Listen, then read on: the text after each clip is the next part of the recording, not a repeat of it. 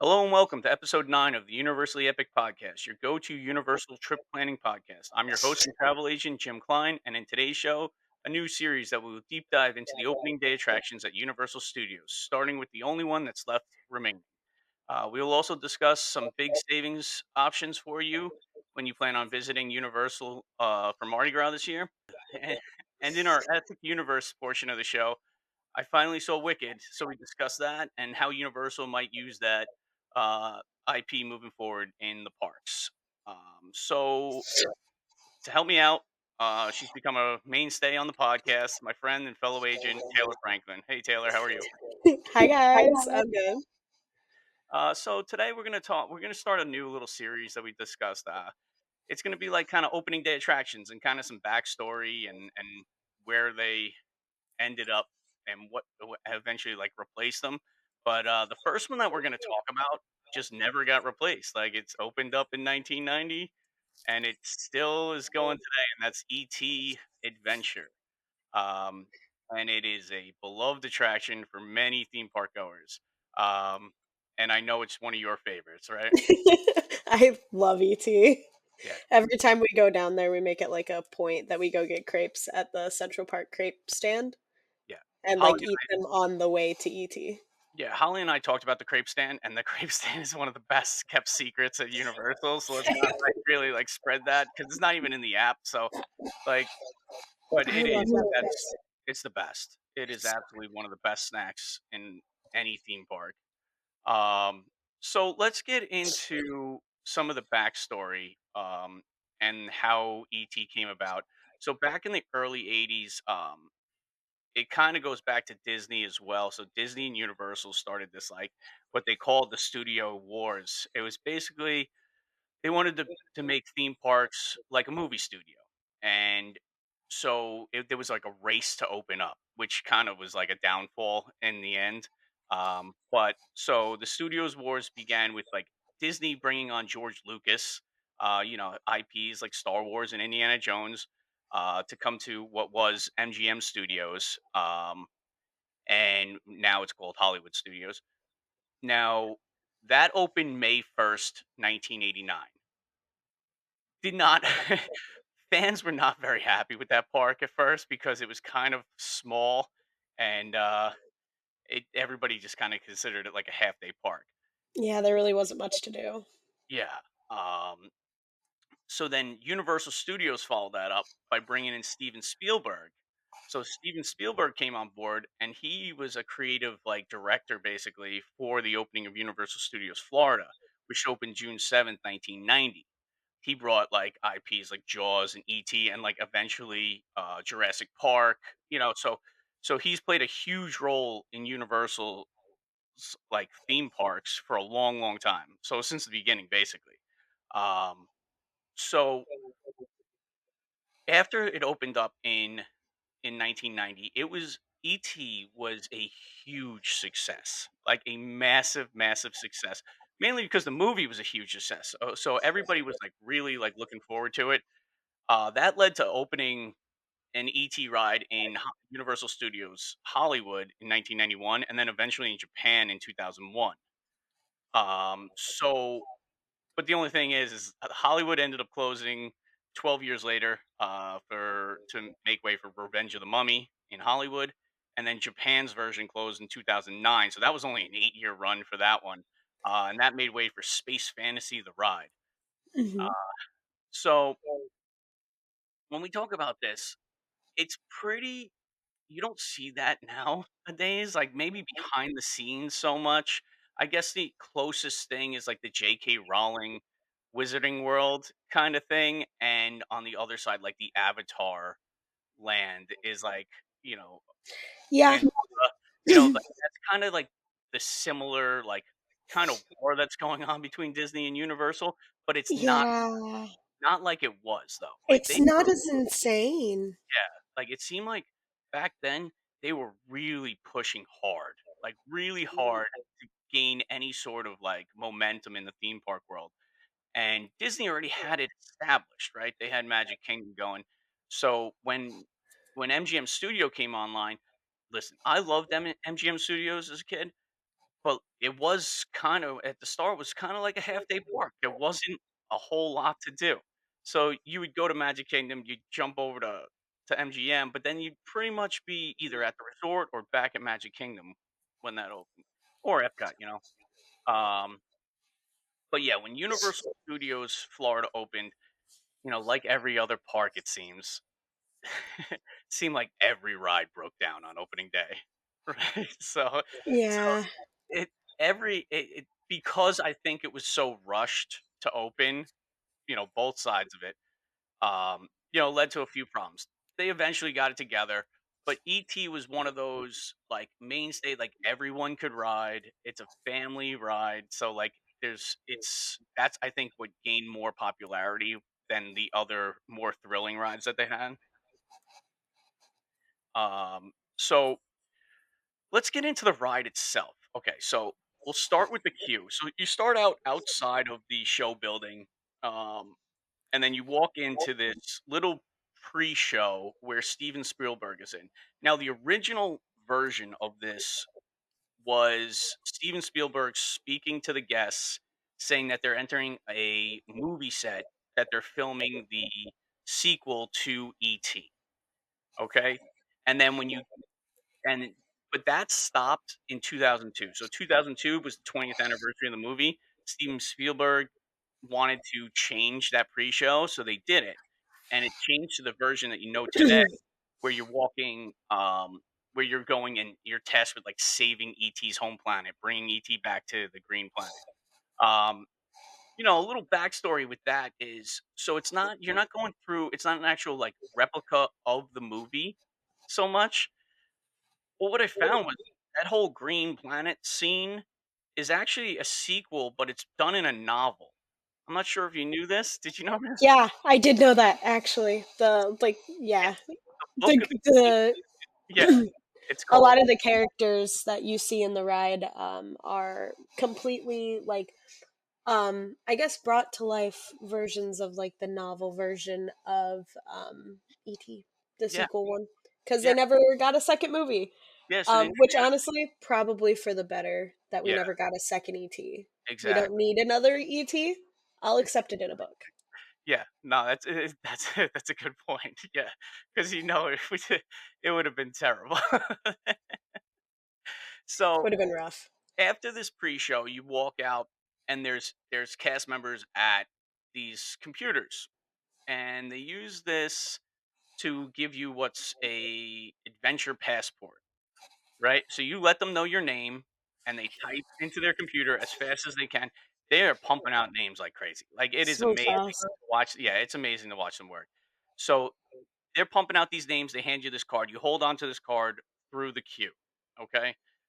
Then you walk into the actual line queue, which is incredible. So it's this dark forest, like large redwood trees everywhere. You and the smell that was in there Oh is yeah, it's oh, incredible. yeah, I know there's a magic candle company like scent for it. Mhm. Yeah, I think it's like a pine type scent. It's Unbelievable. it's so And nice. there's show props, like movie props, kind of, you know, based on the movie. And you know, it's probably, you know, it's hard to say now, based because this opened in back in 1990. This was incredible Q for the 90s, right? It's 2025 and it's still incredible. And it still holds up today, Every right? time I walk in, I'm like, "Oh my god, Yeah. You I'm got like 6 years old again watching ET. that This is light crazy." smoke coming through. Like it's incredible. And then obviously it's a comfortable queue too because it's all indoors. So you're All out of indoors. it's Best AC in the park. I'm gonna yeah, say it right now. Best AC in the park. it's great. And it's nice that they keep up with it too, right? So like it's amazing. Um so let's get it. So now you're going through the queue. You could spend a little bit of time in there, but it's not really that bad. It's so nice in there that it's you know you don't really feel like you're waiting all that long. Um, Right, and I mean, there's so much to look at. All of the animatronics that are in the ride queue, yeah, yeah. all The of the robot animatronics that are Pepper in the Anchor, ride queue. and then you've got just like they're kind of in the same way that most queues do. They're explaining the story of the ride to you. So they kind of have to explain that you're also looking for ET's friends for when you bring him home. Yep. So that's kind of fun. You get to see like pictures of all these little creatures. Yeah, so Um, in that pre-show, they do show you some of the creatures. mhm. Now, from what I found out was they kinda threw that in there so kids didn't get scared of what they look like later on in the ride, because they are a little unusual looking, you know? So Definitely. so you get up to the actual ride vehicle. You hand in your passport. The the team member collects your passport. They scan it. You get on the ride. Now, back in the day, back in the '90s when it opened, it had two forms of ride vehicles. One was the bikes, which we know today, and then the other one is a spaceship. So the spaceship was for like ADA wheelchair accessibility, right? Unfortunately, they had to have those on the tracks all the time. So you had a choice when you got up to the front whether you wanted the spaceship or the bike. Now, nobody was choosing the spaceship, obviously, Why because would you? why would you choose the spaceship? It was a bad decision, but it was more for the accessibility of the ride. Um, that got changed rather quickly, and they modified the bike um, vehicle to have like wheelchair accessibility. So like right now you go up there, it's all bikes. But the spaceship also had like really bad sight lines and everything. So it was you know, it wasn't really it wasn't worth it. Um and at the time like the lines were pretty long, so you're not like jumping off and going back on just to get on one or the other. So you get on the bike and then you go through the ride, right? You start off, you're going through the forest, you escape from the cops and everything, and then you take off. And then you have that Peter Pan flight type feeling when you're flying over the city. And then you have the iconic that view of you on the bike with ET through the moon. It's really cool. Like it gets me every time at Peter Pan's flight in Disney. And then you have this one. Same. This is just as good, if not better, Mhm. than that. Then you go through some sort of time warp, right? Like you're you're traveling pretty quick through space on a bike. Yeah, you go through space. You got to suspend your your beliefs a little bit here, and then you end up at the Green Planet, and then it's this. The original score was from John Williams. He made it specifically for the ride, um, which has gotten changed over the years. And right now, it's like this chaotic little with ET like It's like a rave in background. there. Yeah, yes. So that was when they did that update to the music, they wanted music that like for instruments that weren't found on Earth and that were found on the green planet. This is the backstory here. So basically it's like percussions that are like out of sync, and so that's the only like the original ride was more like calming and like, oh wow, you saved everybody, and this is more like fever dream, like let's go crazy because you saved the planet. Like it was interesting. It's It's a interesting. lot. It is. And then you get to see, like, all of the little creatures and stuff that are, like, all playing these instruments, Yeah. and my personal favorite, there's one that's, like it just looks like they took ET and, like, shrunk him down, and he's, like, this big, and he sits, on just, like, one of the percussion instruments. I don't think he's worked any single time that I've been there. I have been there right after it went down for refurbishment. I have been there right after it, like, just before it went down for refurbishment. I have never seen that work, but I know it's supposed to, like, slide up and down. I know it's Funny. supposed to, That's so funny. but it's so funny, and he just kinda, like, spins now. It's so funny. uh, yes. So so as you progress through the green planet, everything starts to heal, and yes, you save the day, and then you get to the final scene, which is ET, and this is where your passport comes into play. And he starts. So what's supposed to happen is he's supposed to say your name. It's based on like RFID chip readers on the Mhm. vehicle, right? So when they scan your ticket when your passport before you get on the vehicle, it gets assigned to your vehicle, and he'll just say your name at the end. Very, very cool and very advanced for back in 1990. Um, however, When it works. it works because some of these names are botched completely, and it's And hysterical, and it's part of the fun so now. funny. So now it's just part of like the lore of ET is like that's what you look forward to, and you're seeing if he's gonna say your name right, number one, and like what other people have decided to make their name, right? Yeah, because so, like, obviously it comes from the cast members, like, typing in as fast as they can, and, like, human error exists. Yep. These cast members are not machines, and because just like any kind of, like, voice program that you, like, type into and have it try to say, there are problems.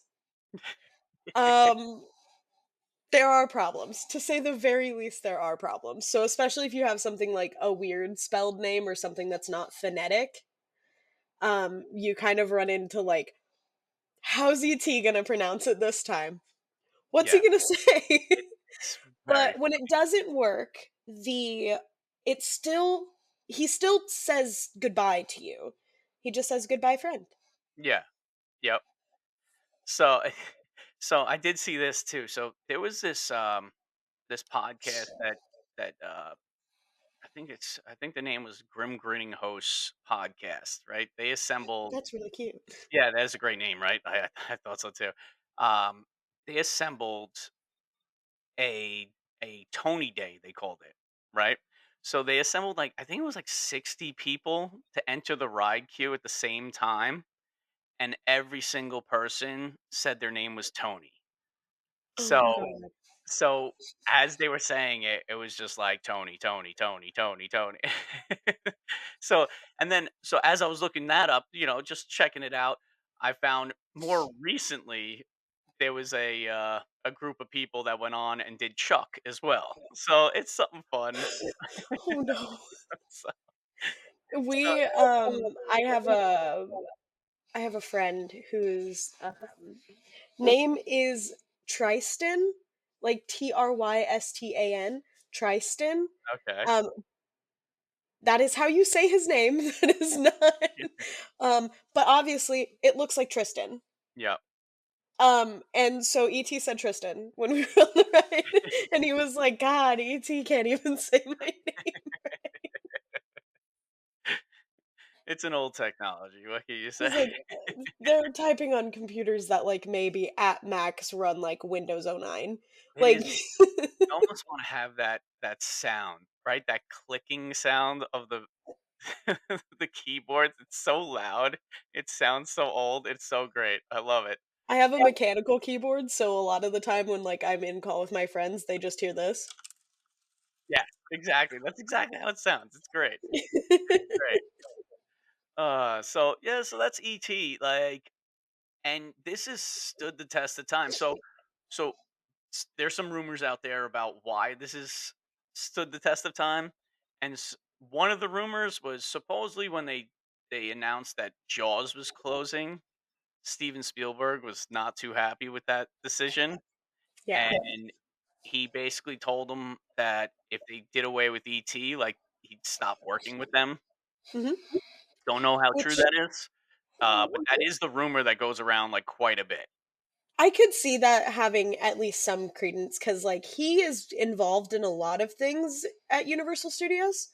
Um, most excitingly, really, is he had a lot to do with Epic Universe. Um, even being made in the first place. And then he had his hand in a lot of the DreamWorks area that we have now, which is currently where ET sits. Is kind of like back in the DreamWorks area. Like to a point where if you look on the sign for the DreamWorks area, his initials are on the sign. Oh wow! Oh look at that! I didn't know that either. Hmm. Nice, very I cool. think they have all of like the creators on the sign, Oh but nice. because ET is back there, his initials are on the sign. And I think that's another part of it too, is like where ET is located. It's kind of like set in an area where there's not much room for expansion so much, Yeah. and it would take a lot to like update that like to a new ride. Right. And Well, there's no and room thankfully, to. one of the biggest issues for ET a lot of the times is that nobody knows where it's at. Yeah. Yeah, it's kinda tucked Um, tucked I away. could I could walk there with my eyes closed. Mhm. I love ET, but they do now because it just recently got the bathroom over there got repainted for ET, and also there's a giant sign now that kind of sits further out from where the ride is, so you can see that it's ET because there's so much going on in the DreamWorks area that like you will miss it. You will miss it if you don't know it's back there. Yeah, and it's one of those rides that's, like, accessible for the whole family as well. Mhm. And, there's it's hard to I know we've talked about it's right next to DreamWorks Land, so that's kind of actually a nice spot for it because it's like that little area where families can go. Um, Yeah. but yeah, when you look at, like, other rides at Universal, whether it's screen rides or roller coasters or stuff like that, it takes some sort of child to be on a more thrilling side of things for the most part. Mhm. Getting moved around, 3D. This is just classic dark ride, no screens, animatronics. It's such a great, like, relaxing ride, but also like you are flying, so it's kind of cool too. Like, so it gives like kids that perspective of like a thrill ride, but it's not thrilling for the older crowd as well. You know what I'm saying? Yeah, I also they are really really good about the upkeep on that ride. I know that obviously it looks old. It definitely looks old. Um, but they're really good about the upkeep on it. So it goes down for refurbishment every few months. Yeah. I want to say I think it went down twice last year for refurbishment. Because I think it happens just after the holidays and then just before summer. Yeah, because yes, it's an old ride. Now you're turning into that nostalgia phase, right? So now it's like you want to keep that old look, but maintain the ride so it still runs, Mhm. right? It's a great ride. It's one of the best rides in Orlando. Yeah. It's so much fun to go on, and it's like I said, it's so accessible for everybody. So that's really really cool. Um, so if do you have anything else to say about ET? Yes, I have a just a really quick story. Alright, go for it. So we traveled for HHN, which I've talked about a couple of times now. We traveled with 8 people. One of my friends is Indian, and he grew up watching Bollywood movies and things like that. But because his family was always watching Bollywood movies, they weren't watching a ton of like American movies. So I was like, we're gonna get on ET because I want all of you guys to see ET. It's fantastic. I love it. And he was like, so I've never seen ET. And I was like, you've never seen ET? That's crazy. And he was like, well, so there's a Bollywood version of ET. And I was like, what? So he proceeded to tell us about this movie all through the line. And it's called Koi Mil Gaya. Um, it is the wildest movie I've ever seen in my life, and it is now my favorite movie, That's probably of all time. It's incredible. so Incredible.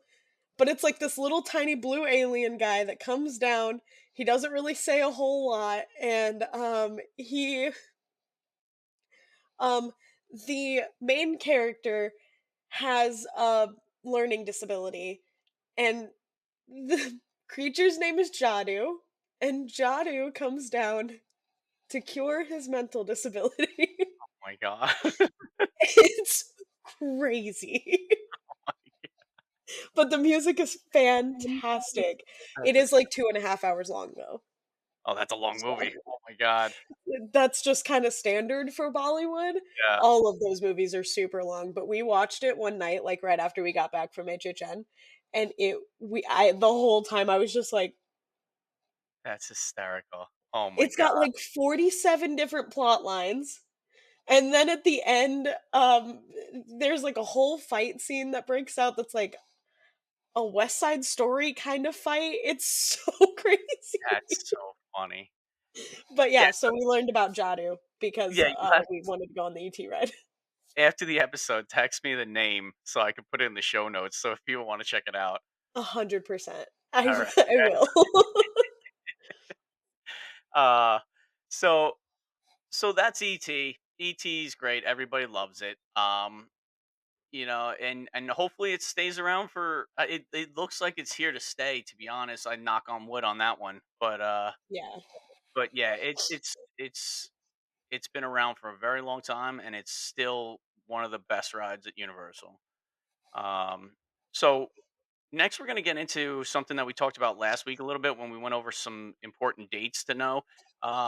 We had mentioned Mardi Gras, and this is just going to be real quick. Mardi Gras is going February 1st through March 30th this year.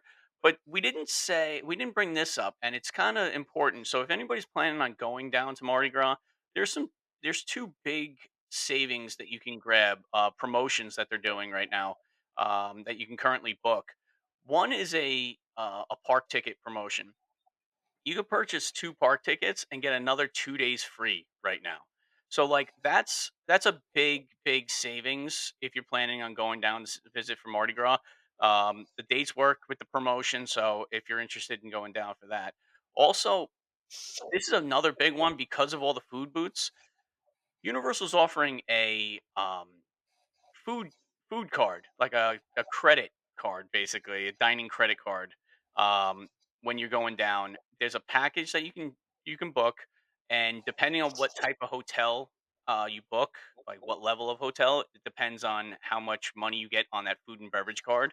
And it's up to $1,000. So if you're staying there for five or more nights, and you're staying at one of the three resorts with the free Express Pass, Portofino Bay, Hard Rock Hotel, or Royal Pacific Resort, you can get up to $1,000 if you're staying 5 or more nights.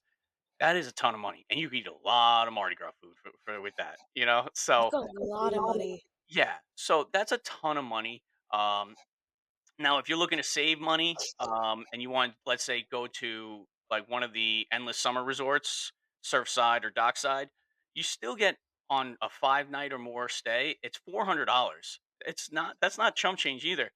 And even if you're going a little less for 4 nights, it's $300.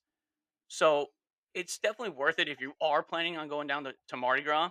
Definitely reach out and just check out like the pricing because you can save a bunch of money right now. And I think this is because trying to promote people going down and not waiting for Epic to open. So they want people to get down there before Epic because these promotions do end like April. So just something to think about. Um, yeah, I would use that to go to so many food booths. I'd eat so much. It'd be great. And Oh, yeah. $1,000 is a lot of money. It's a lot of money. So, It's a lot.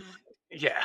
And, like, if you're just traveling by yourself or even with one other person, I think in the 6 days we were down there in October, Noah and I maybe spent, like, $200 on food?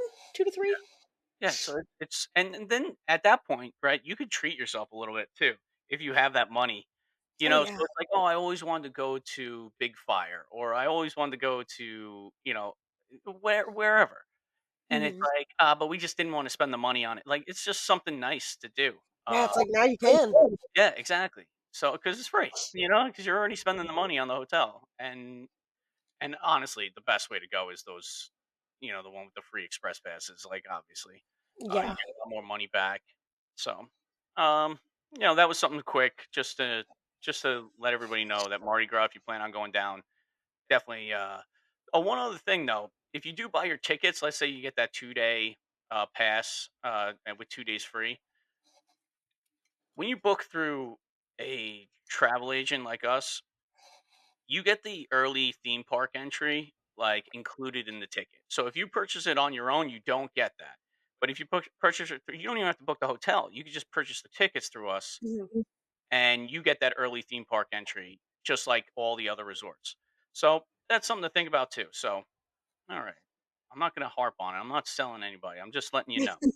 Here's here's the facts. If you want to book it, contact us. If not, move on. It's okay. We're We're not. not selling anybody. Yeah, that's it. with that, with that said, um, we're gonna take a break right now.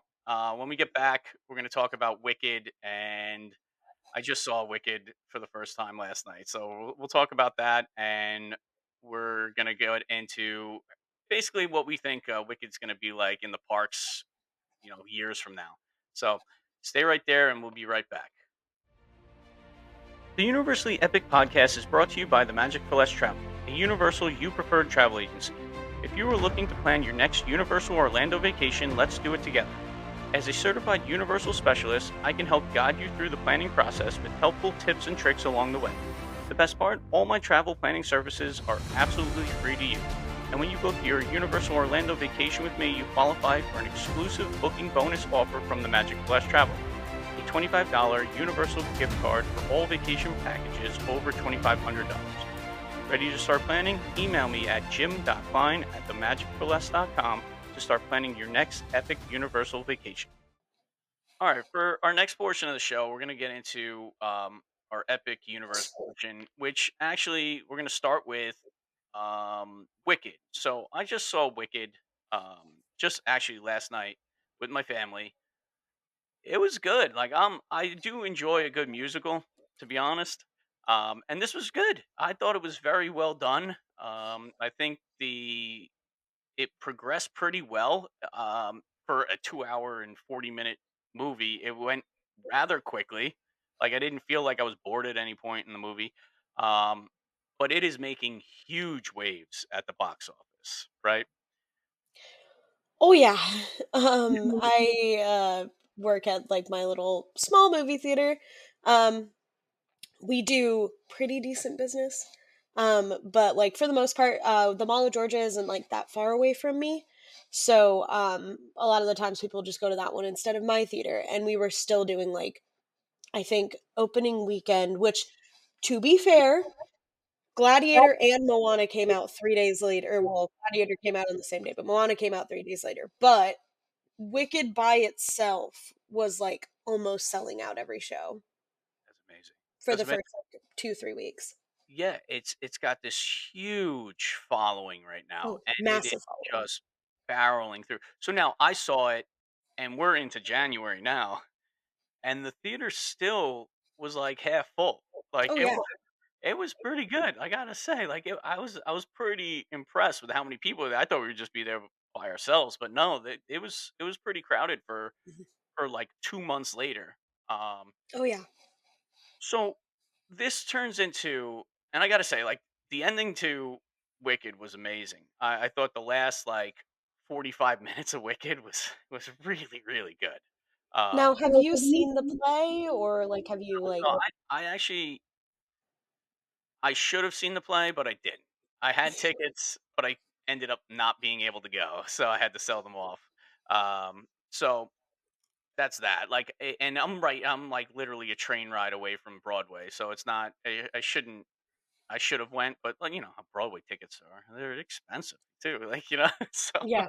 Well, and especially for the big yeah, shows. big shows, yeah. Yeah, so, like, I really don't have any background on what this is even about. Like, I know it's like a prequel Oh, type thing. Yeah, so I'm going into it okay. completely blind, and I didn't really wanna research it too because I kinda wanted to go in there and see how Right. it went. And I figured I went this long without knowing, so it was I'm like, "Why do it now?" But now, unfortunately, I got home last night and I was like, "What happens in the second part?" So I'm Googling that. So The second part is wild. yeah, so Um, it looks like it's I'm a gonna be um, I'm a really big Wicked fan. I have been since I was like little. Because my two older sisters are like obsessed with Wicked. Um, but I've always been a longtime Wicked fan, so I was super apprehensive when they like announce the cast, and then they said that it was going to be a part one, and I was like, well, the only part you can really end it at is defying gravity, so like that'll be a little strange if you choose to go past that. And then I saw the runtime, and I was really scared about the runtime because it's longer than the actual play. Um, Yeah, just just for the the first first part. part. Yeah. Yeah. But apparently this is more book accurate than it is like play accurate, though Okay. both of them are still faithful adaptations. Alright, that's good. Yeah, it was great. Like I said, I didn't feel like I was sitting there for 2 hours and 40 minutes, like, it moved along pretty well. The music was good. I liked it. I enjoyed it, and my daughter, she's 13, and that's the real reason why we went, because her and her friends are, like, wicked crazy, and she's been, like, begging us to go, so I'm like, "Alright, let's go. Like, let's just go." Mhm. And yeah, it was great. And she had a blast. My son, who is 10, he enjoyed it too. He enjoyed it, and Oh, good. you know, the only thing is that for him, I think the beginning was a little bit slower. Like the development of it was a little slower, but he loved the ending as well. Like there was a lot of action at the end. Defying gravity. That was a great. Obviously, it's the only way to end that movie. Um, Yep. it seemed because I don't know how you even move on from that. Like, Well, that's the end of Act 1, yeah. So so yeah. So you have to do it that way. mhm. Um, okay. So how does this translate into Universal? Right. So Universal has a Wicked store, right? And obviously huge. It's a huge success already. That store is going to be up right through this year up until next year, where part two comes out. That's coming out November 21st, I believe, Mhm. in 2025. So Yep. they got this thing like locked up. Like this is gonna be a year of Wicked and then another year of Wicked. Oh, yeah. So they're doing and I guess they knew it. Like, come on. I think it seems, they had the store ready to go once it came out. Um, Right. the movie's super popular. But what I'm wondering is how much more can they do with Wicked? And I think they could do a lot, right? So when we Mhm. talk about Epic Universe, like we're not even open at Epic Universe. But you gotta think eventually down the road, Wicked has to be a part of that park at some point. Or maybe not. Maybe it's in the other parks. But where would you put maybe an expansion or something like that? Because it would be kind of cool to like go see the Emerald City or Mhm. something like that in that, and maybe have an attraction where you're flying around. Yeah, no, I agree. I prior to Epic's, I guess, arrival, I kind of had this thought because I mostly, obviously, they're not going to be adding any expansions for a while to Epic. But I kind of had this thought. We do know that eventually, not saying when, though we do know rumors, eventually the Simpsons area is going to go away in the studios. And with the Wicked store and the Wicked experience and everything that is already in the studios, I could see them just kind of like, whoop, and Yeah, like putting it back there. Because I think that that's a really good corner. You could do a lot with like entrances and stuff coming in and out of it, have gates to the Emerald City, and then you'd get the Defying Gravity ride or whatever. But if that's not the case, then we could put it in Epic and it would be kind of fun because I've always thought about like what expansions for Epic Universe would look like. Um and it seems like it would kind of have to be like, okay, so here's a portal, and then like a little bit further back, here's a portal. And yeah, like it just kind of like it's like either yeah. It in would or have to out be set back a as you little go. bit. Yeah. Yeah, yeah. I love the idea of replacing The Simpsons with that. Same It, period. yeah, it makes sense. It's going away anyway. We know it's going away at some point. And it would fit, and Yeah. I don't. So here's the thing. So with the Simpsons Land, I enjoyed Back to the Future when it was there, and I don't enjoy the Simpsons ride. It's the same exact ride, Yeah. basically, but for some reason, the Simpsons ride, like, just didn't work for me. Like, it just didn't. It was fun, but I felt more like, and I don't get motion sickness, but I felt more queasy after the Simpsons ride than I No, that ride will ever throw did on you Back. around. Yeah, I felt like I was tossed around a little bit, and, like, Back to the Future, I loved. I never had Mhm. a problem. So, it's, I guess it's all based on the actual, like, what's on the screen that's messing up with your brain, you know? Yeah. Um, yeah, turning that into a defying gravity ride would be kinda nice. Like, it would be an easy, I would say it would be the easiest way to do it, Yeah. right? I To mean, you just put it in the existing show building and then you Yeah, can change exactly. whatever you need to. I mean, I do think it probably should be gutted, and it should be completely redone, but if they don't wanna go that route, I could see us it being like, "Follow Elphaba through the Emerald City," or whatever. Yes. Yep. Yep. Yeah. Now, if they were to put in the Epic down the road with an expansion, Mhm. my idea would, from Celestial Park, maybe put like a Road Yeah.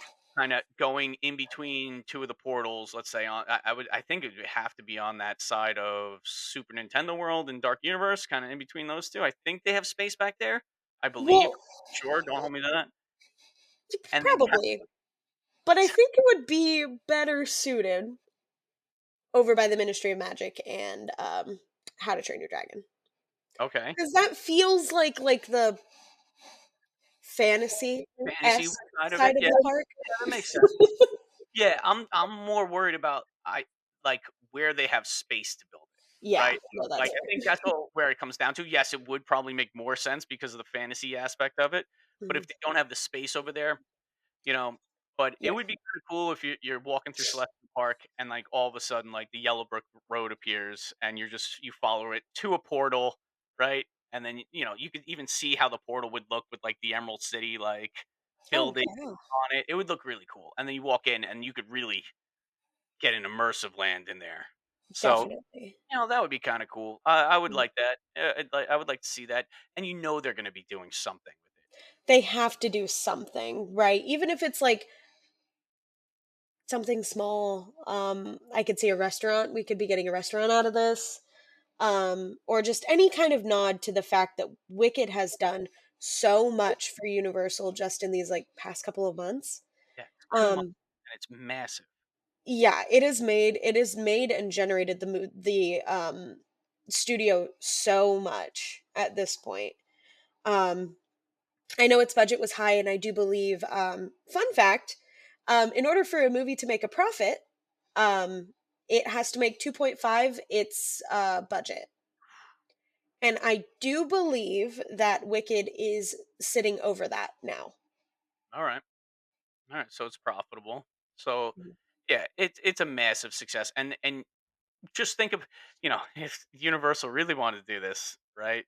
About 2 months before the next movie, they re-release it in theaters Oh, I'm before, sure they will. right? They have to, and then They'll it's just like probably, back to back thing.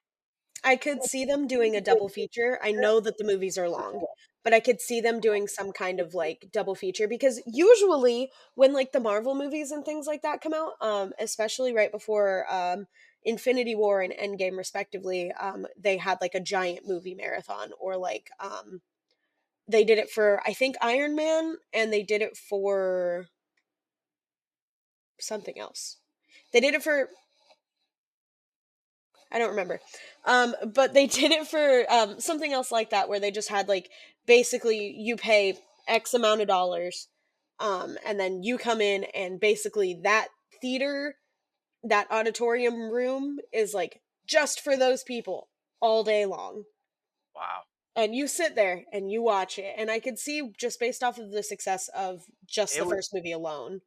That would be very successful, but you can count me out on that one. That's a long Same. time. But Yeah. No. but No. but Absolutely. yeah, I could see that being hugely successful with like Mhm. the amount of hype it's getting right now. Um, Yeah, so we'll see what happens with Wicked in the parks and around Universal Orlando. It's coming. You know it's coming. It's just how they're gonna like input it into the parks. So all right. So I think that's gonna bring us to the end of the show. I want to thank you, Taylor, for coming on again. Appreciate it. Um, and we all know you could find Taylor at TaylorMade Travels on Instagram. So, with that said, like and follow and subscribe to Universally Epic Podcast on Instagram, TikTok, and YouTube. Also, listen to the show on Spotify, Apple Podcasts, or wherever you get your podcasts. Also, join the Universally Epic Tips and Trips Facebook group. This episode has been brought to you by the Magic Plus Travel. If you have any Universal Orlando trip planning questions or are looking to book your next trip, email me at jim.klein@themagicplus.com. And like always, have an epic week, everybody. Is uh I have one of my friends um is why can't I think of the name for it now? It's early. Um, I'm so sorry. That's Um, okay. wha- All right, not a bad start. There we go. you Yeah, almost got all the way through the intro. almost, right? I I know. was like, It was so close. I don't even know what I got caught up on. Epic Universe. I don't know. literally like three I'll words listen from to the it. end. It's all right. Well, you got one too. I'll put at the end there. I do enjoy that. Like I like clipping those out and throwing it at the end of the episode. I don't know if anybody actually listens to the whole episode. Oh, We I have do. like and follow the Universally Epic podcast. And I lost my spot, so I'm gonna have to redo this. Oh my god, where am I? Oh my god, what am I doing? Okay, all right, ready?